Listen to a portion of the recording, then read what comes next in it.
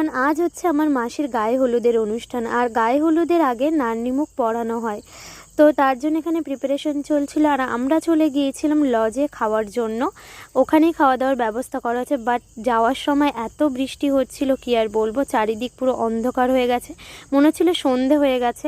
বাড়িতে এসে দেখি মাসি পুজোয় বসেছে আর বাইরে মুষলধারে বৃষ্টি হচ্ছে।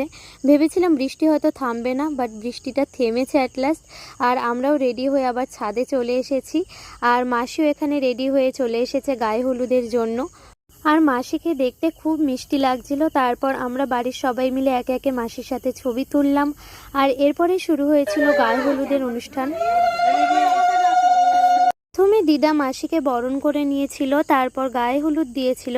এরপর একে একে সবাই মাসিকে গায়ে হলুদ মাখিয়েছিল। লাস্টে আমিও মাসিকে গায়ে হলুদ মাখিয়েছিলাম। আর তারপর কিছুক্ষণ আমরা ফটোশ্যুট করলাম। আর এই হচ্ছে আমার ছোট্ট বোনু নির্ভি, আমার মামার মেয়ে, ভীষণ কিউট। আর দেখেছো পিসির বিয়েতে কিন্তু খুব সুন্দর করে হলুদ জামা পরে সেজে চলে এসেছে। আর আমাদের দুজনকে কেমন লাগছে তোমরা সবাই জানিও। তো এখন আমরা চলে এসেছিলাম জল ভরার জন্য একটা পুকুরে। তো আজকের ব্লগটা ছিল এই অবধি, দেখা হবে নেক্সট ব্লগে। চলো টাটা গাইস।